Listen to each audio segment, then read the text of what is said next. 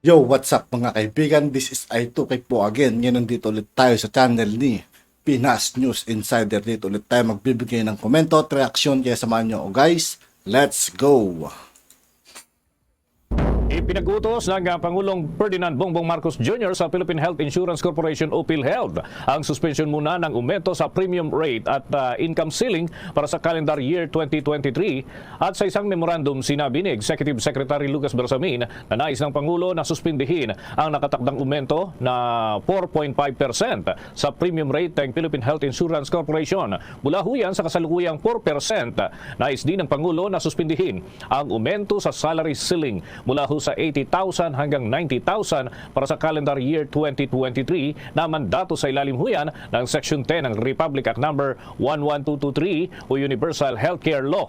Ito ay kinumpirma ng Office of the Press Secretary at ng Office of the Executive Secretary. Ginawa ang naturang mga hakbang sa gitna na rin huyan. Sa dagdag pang balita, tiniyak ni Pangulong Ferdinand Bongbong Marcos Jr. na ima-maximize nila ang pagkakataon ng pakikipagpulong kay Chinese President Xi Jinping. Ngayong araw kasi ang biyahe ng Pangulo patungong Beijing kasama ang Philippine delegation.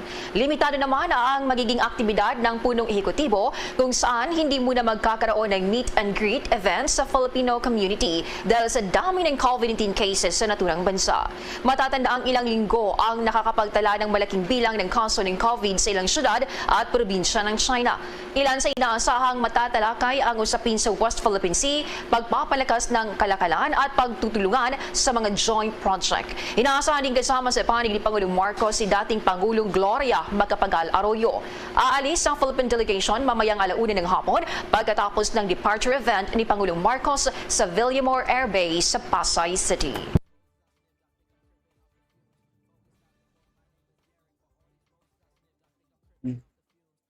Nag-mute. University of the Philippines, nagisa. Dahil tila matigas ang ulo, ayaw sundin ng Pangulong Bongbong Marcos Jr. at pati di umano mga senador na puno na sa administrasyon ng UP o University of the Philippines. Pero bago natin simulan ang balitang ito, kung Sa lahat ng hindi pa nakasubscribe kay Pinas News Insider mga kaibigan, mag-subscribe na po tayo at huwag nyo rin pong kalimutan mag-subscribe dito sa aking channel. bago ka pa lamang sa aming channel, please huwag kalimutang mag-subscribe at i-click ang notification bell para mas maging updated pa kayo lalo sa lahat pa ng bagong video na i-upload namin. Tila matigas na nga di umano ang ulo ng mga estudyante. Matigas daw di umano ang mga ulo pati professor. At presidente ng UP, ayaw daw nila ng face-to-face classes na gustong gawin ng gobyerno. At halata din daw na mga spoiled ang mga estudyante at mga official sa loob ng universidad. Kaya dapat na sigurong linisin or kaya naman di umano ipasara na ang pasaway na universidad na ito. Oh, dapat pasara na yan. Lungga ng mga NPA daw yan.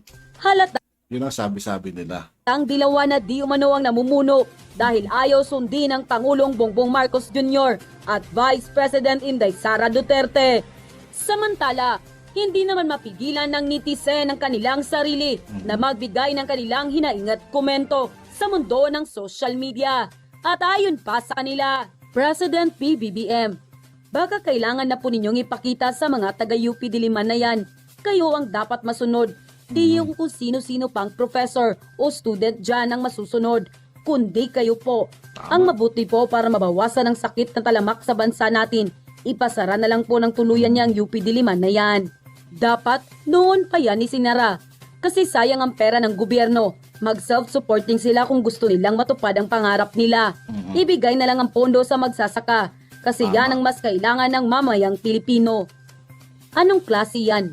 President and Vice President ayaw sundin? Di talagang mayroong ipinagmamalaki. So ang gagawin dyan, bigyan ng ultimatum action yung action na pagsisihan nila habang sila'y nabubuhay. Do something against the people who did not obey your rules. Itong pagtapyas ng budget ng University of the Philippines o ng UP. Marami po ang natuwa sa ginawa ng ating presidente at ni Vice President Sara Duterte na bawasan ang pondo ng UP na yan. Kung tutuusin niya, kulang pa yan. Ako, dami nang gagaliitin dyan sa mga aktivista, mga rebelde dyan sa UP na yan. Mantakin nyo, ang kakapal ng muka. tayong taong bayan ang nakakandahirap magtrabaho at magbayad ng buwis para mapondohan yung UP na yan, pero pugad pala yan ng mga rebelde, aktivista, komunista. Marami na pong nagpapatunay niyan. Hindi ba apakasakit naman sa kalooban na pinopondohan natin itong eskwelahan na to, pero napakadami dyan ang mga estudyanteng kung makaasta, akala mo alam nila lahat ng sagot ng problema ng bansa natin. Wala pa nga kayo napatunayan, mga estudyante pa lang kayo. In fairness, doon sa mga matitino, dahil alam ko, hindi naman po lahat ng taga-UP ay ganyan mga rebelde at aktivista. Marami din po dyan ang talagang matitino. Sana nga dumating ang araw, itong mga matitinong estudyante, ilipat na lang sa mga ibang state universities at itong mga rebelde at aktivista mga estudyante ito ay humanap ng sarili nyong pondo. Yung mga nagsisimpatay sa inyo, yung mga supporters ninyo, sila ang magtaguyod ng pag-aaral ninyo. Huwag kami. Dahil para sa amin, willing kami to support yung mga matitinong estudyante dyan sa UP. Pero para kunin din sa aming mga taxes, ang ipang tutos-tos sa mga katulad ninyo na ang kakapal ng mukha ninyo, hindi na kayo nahiya. Pinapag-aral kayo ng taong bayan through our taxes, tapos yan lang ang gagawin ninyo. Abay, lumipat kayo ng ibang eskwelahan. Yung doon pa sa kailangan nyong magbayad ng sarili nyong tuition fee. Huwag kayong umasa sa taxes ng mga Filipino people, tapos you will go against the government. Asan ang logic doon? Matino ba ang pag-iisip ninyo? Wala ba talaga kayong hiya? Pagbigyan nyo na lang yung matitinong mga nag-aaral dyan sa UP. Umalis kayo dyan. Humanap kayo ng sarili nyong eskwelahan. O magtayo kayo ng sarili nyong paaralan para lahat pwede nyong gawin. So tama po itong ginawa ni President Bongbong at ni Vice President Sara Duterte. Tapyasan nyo, bawasan nyo pa lalo. Actually, dapat isara na yung UP na yan para hindi nagiging pugad ng mga rebelde, komunista, aktivista. Kasi kung ating isusuma total, 2.5 billion ang natapyas sa kanila pondo. Pero ang pondo nila for 2023 ay tumataginting pa rin na 23.10 billion. Whereas noong 2022, ang kanilang pondo ay 25.60 billion. So kung tutuusin yan, 2.5 billion na natapyas sa pondo ng UP ay maliit pa. Kulang pa. Sana na magtuloy-tuloy pa yan. Na mabawasan ang pondo ng UP na yan. Para naman kami na nagbabayad ng buwis at nagpopodo sa mga estudyante, at hindi lang po mga estudyante, pati mga teachers dyan sa UP na maakaliwa, na mga rebelde, na mga aktivista, ay dapat mawala na rin dyan sa UP na yan.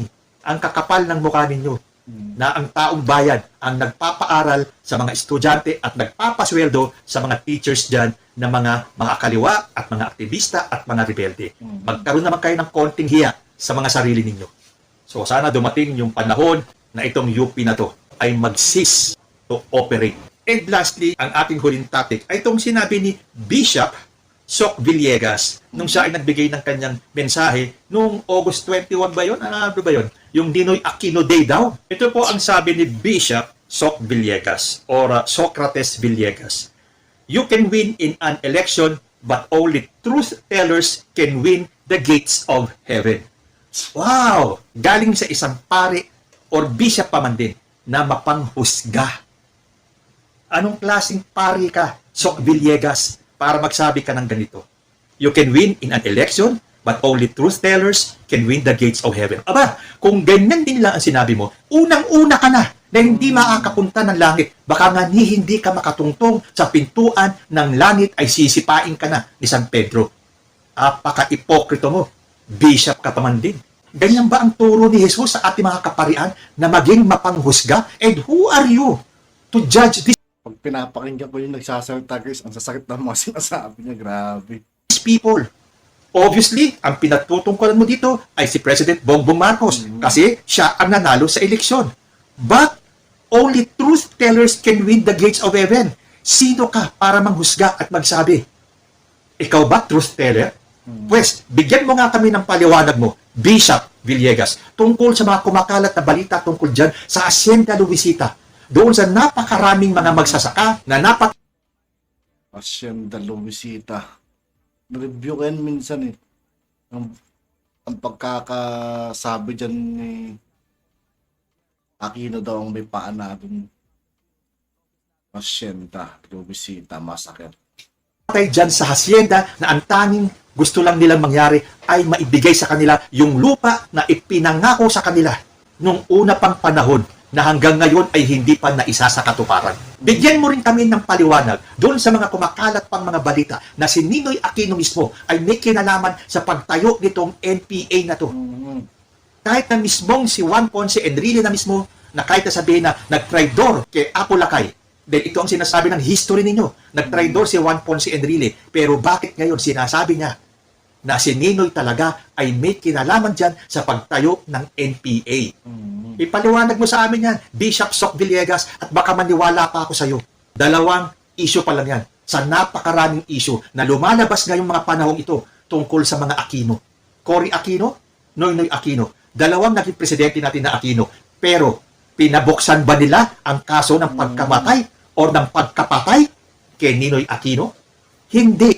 Bakit kaya? Maipaliwanag mo kaya sa amin, Bishop Villegas, kung bakit dalawang kamag-anak na, isang asawa mismo at isang anak na naging presidente ng Pilipinas na hindi pinabuksan ang kaso ni Ninoy Aquino. So tandaan mo, Father, kung paano ka manghusga ng kapwa mo, ganyan ka rin huhusgahan. At yun nga po mga kaibigan, dito po nagtatapos ang ating reaction video. Muli ako po si I2K ng Sundalo ng Dunggalo at 811. Maraming salamat sa patuloy na pagsuporta. Yeah, peace out.